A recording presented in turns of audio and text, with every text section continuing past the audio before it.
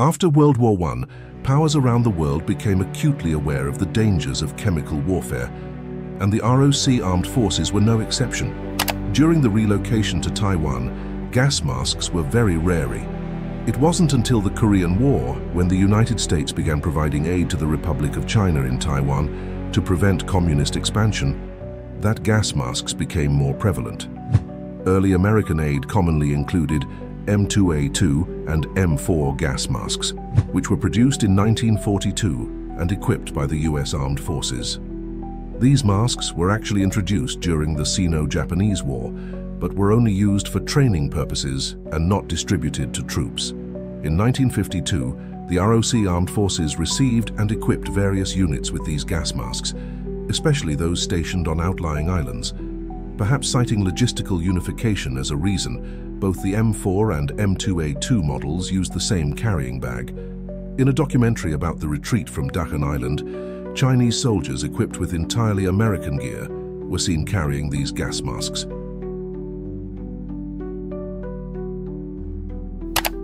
During the Second Taiwan Strait crisis, soldiers stationed on Kinmen Island were also equipped with these masks, which were still in use until the 1970s. During that era, the masks even had unique equipment value markings, which served to make the troops cherish the gear more.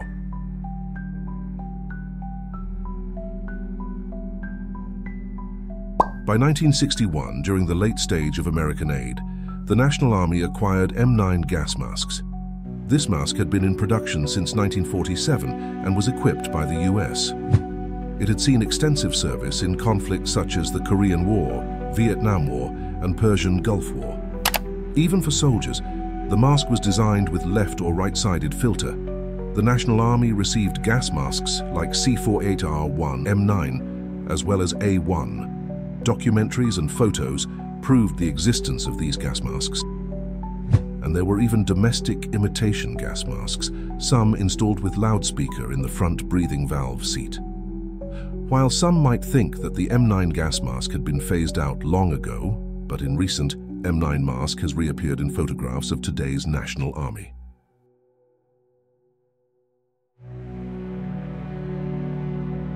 By around 1970, during the Vietnam War, Taiwan became a logistical weapons depot for the US Armed Force.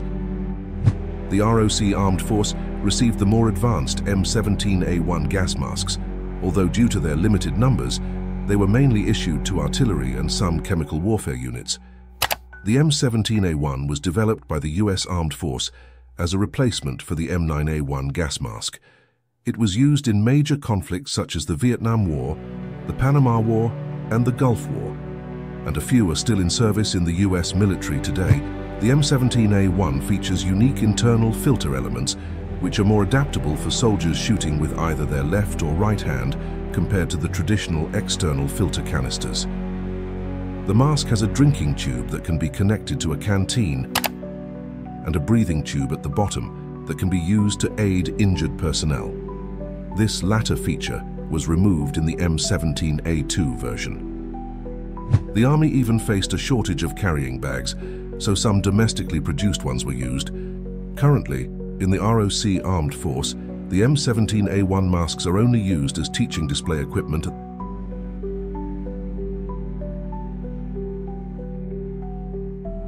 In 1973, the 204th Factory of the Combined Logistics Command developed the Type 62 gas mask. It was subsequently mass-produced and equipped in units, becoming the first domestically produced gas mask to be widely used by the National Armed Forces. This replaced various American aid gas masks. The mask was a copy of the German M65 gas mask, with a very similar appearance and design. Masks and head straps had different markings at different times. The carrying bag was modeled after the American aid M17 carrying bag, with a slightly larger size and markings on the front. Carrying bags varied widely in different periods and were produced by different contractors at different times. Although the Type 62 mask was the first domestically produced mask, it has now been completely phased out and decommissioned. Its last appearances were around 2013 in recruit training centers and reservist units.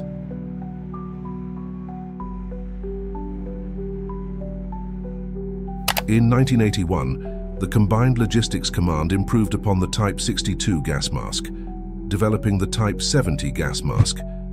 Its most notable features were the addition of a speaker and a drinking device, which enabled soldiers to perform more effectively.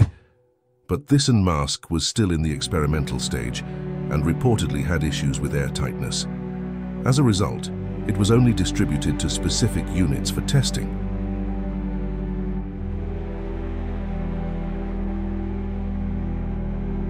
Due to the narrow space inside tanks, the Type 72 gas mask was developed in 1983.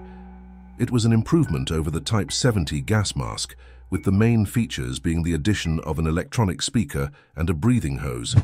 It served alongside a small number of US M25A1 tank gas masks. The M25A1 participated in the Vietnam War and the Gulf War, also featuring an electronic speaker and a breathing hose. The speaker connects to a communication helmet, and the breathing hose can connect to the tank's air filtration system, allowing the crew to perform more effectively. The M25A1 mask uses a single large eye window for a wider field of view and a soft plastic lens for increased durability. Both masks are still in service, but the Type 72 tank gas mask is more common. It has evolved from the grass-green era to the present, resulting in many variations of the mask bag.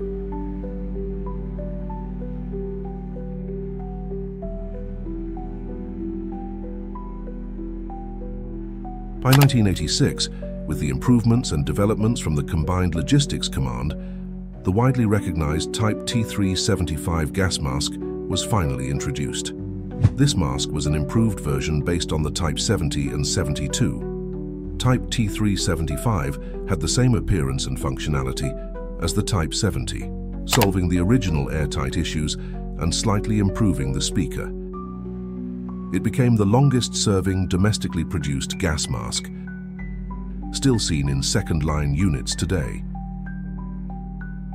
Due to its long service life, the carrying bags also evolved over time. Initially, they had the same design as the Type 70 carrying bags. They later changed to versions with hook and loop tape, followed by variations in font and color. In 2016, with the widespread issuance of new individual equipment, a multifunctional carrying bag was introduced and was eventually replaced by other types of carrying bags.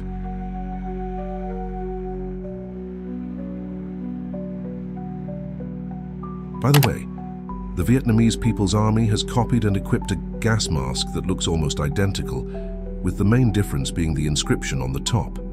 Their version is called the Type MV5 gas mask, which is currently their primary individual equipment.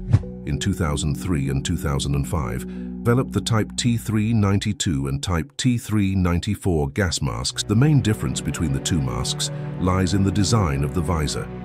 Both masks were based on the design of the Belgian BEM4 gas mask. They featured a rotating filter canister mount at the front, which could rotate left or right. Behind the filter mount was a hidden drinking tube with a built-in microphone that could connect to an external speaker. The masks used stretchy nylon head straps instead of the easily breakable rubber straps. Both masks were designed to fit Chinese facial structures, unlike the previous generations of domestic masks based on German facial structures. The Type T392 gas mask did not replace the Type T375 and was only issued to chemical units. The Type T394 gas mask was only displayed and never mass-produced or issued. In 2013, the Arsenal 200 Tooth developed the Type T3102 gas mask, which featured a single visor and dual filter canisters.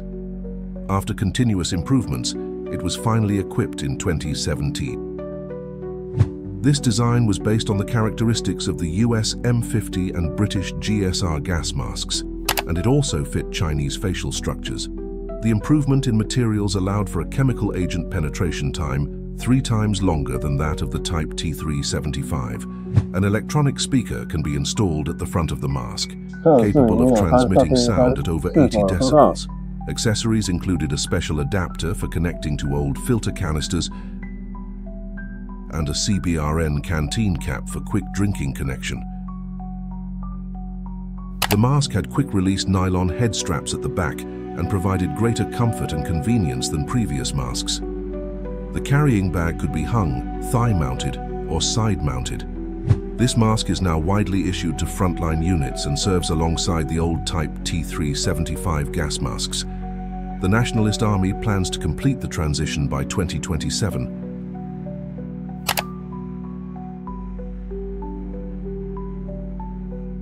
I hope everyone enjoyed this video introduction and learned a bit about the history of gas masks in the Nationalist Army. Thanks to the Nationalist Army for their dedication over the years. That's all for this video. Thank you, everyone.